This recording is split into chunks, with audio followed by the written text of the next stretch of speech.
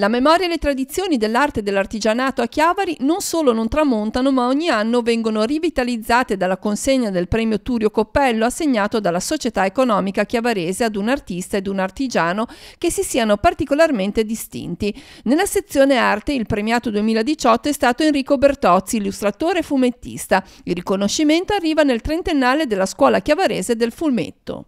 Mi fa molto piacere questo riconoscimento che Chiavari mi concede, ringrazio moltissimo la società economica. Si è festeggiato il trentennale della Scuola del Fumetto, ma credo che questo sia più un premio dato a me, non tanto alla scuola, ma alla mia attività. Nella sezione artigianato invece il premio è stato attribuito all'Officina 6M di Ester Bercic, Alice Devoto, Valentina Rioda.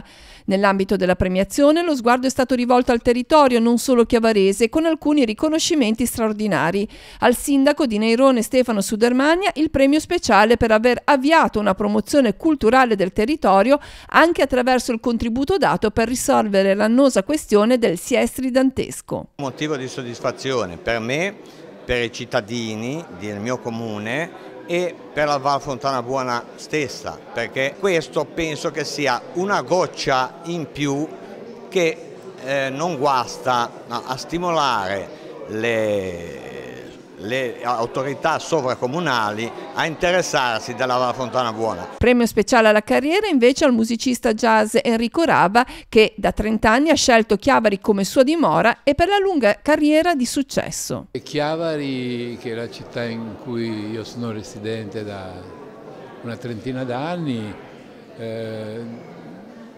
mi vuole omaggiare in qualche modo e quindi è un grande piacere per me.